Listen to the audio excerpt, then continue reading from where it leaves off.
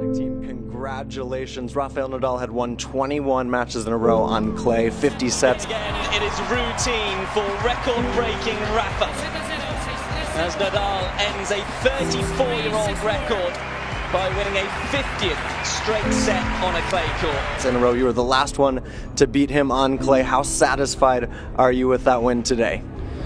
I'm super happy, of course, because it's a special win. It's against the best player on clay of all time. Then it's against the current #1, which is very special as well. And then was the best match since a very long time for me. So many things worked out very well today, and that's why I'm super happy, of course. Obviously, you had an off day today. What will you do differently, if anything, as you prepare for the Rome tournament?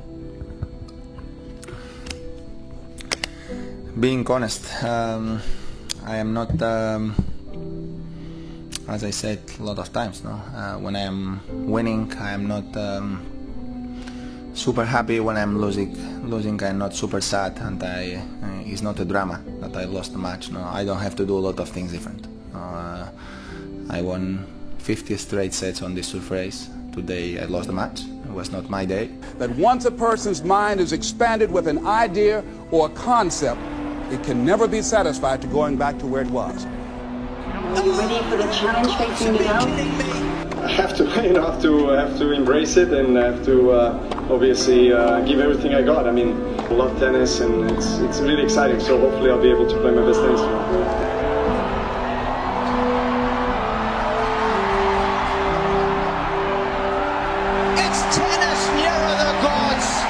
Because see, when you know within yourself things are going to work out for you, He's made it.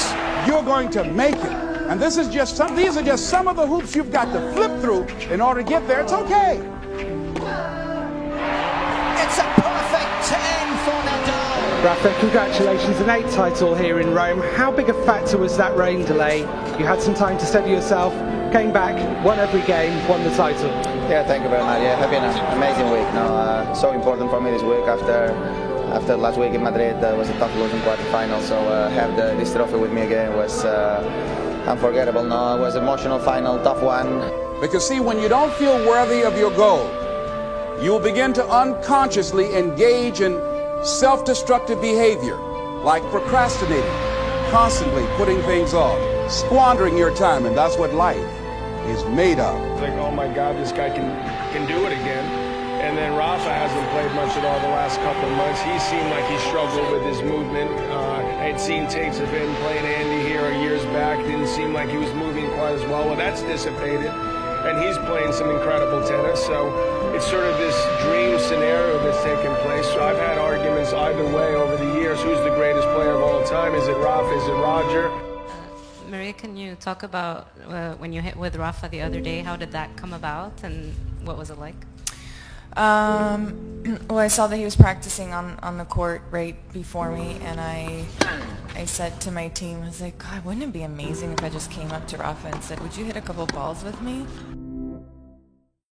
It's not like you're asking him to go on a date. You're just asking him to hit a couple of balls with you. I was like, listen, you got to hit a couple of balls with Rafa on clay. You know, it's like a check on the bucket list. Definitely. We don't show stuff to each other a lot, and we'll always forever be rivals when it comes, as long as we're active. Here he comes, young Nadal. Just let him emerge into the spotlight and the applause. Can't win them all against Rafa, to be honest. He's too good of a player, and you know, whatever happened in the past has happened. You know. I mean, I don't think it'd be a stretch by any means to compare, you know, Rafa and Roger to Pete and Andre in their prime.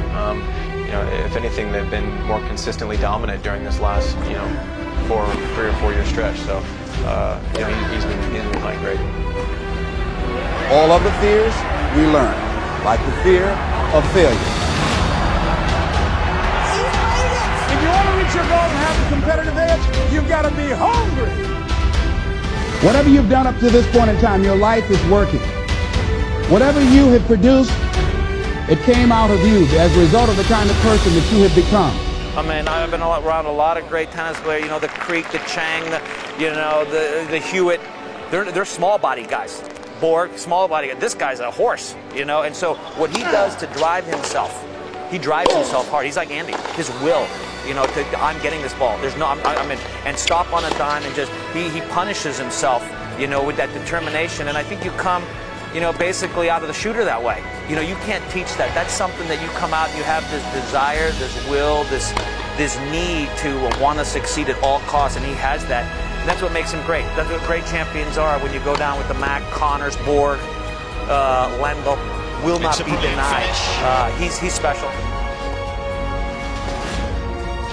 Rafa rolls in Monte Carlo for an unprecedented 11th time. With your 11th Rolex Monte Carlo Masters 1000 title, describe your emotions right now. It's a feeling that not easy to describe. Rafael Nadal became the first player to win a tournament 11 times. Now he's done it again on home ground. Rafa Nadal victorious once again. We did it in Monte Carlo and now here in Barcelona. It's something really amazing. We will never see that again, so we have to enjoy it.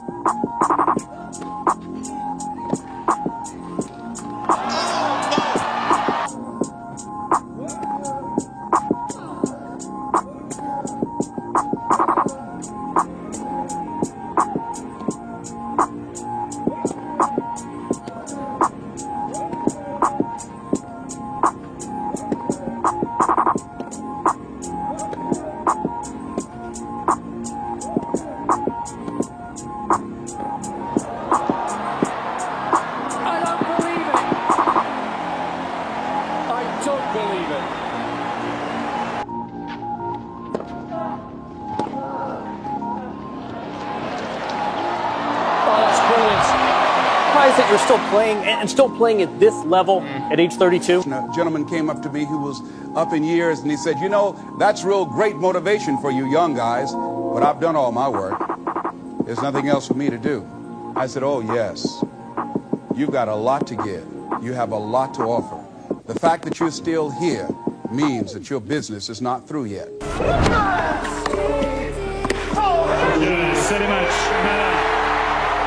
Number 11 for Rafa. As impressive as any that came before.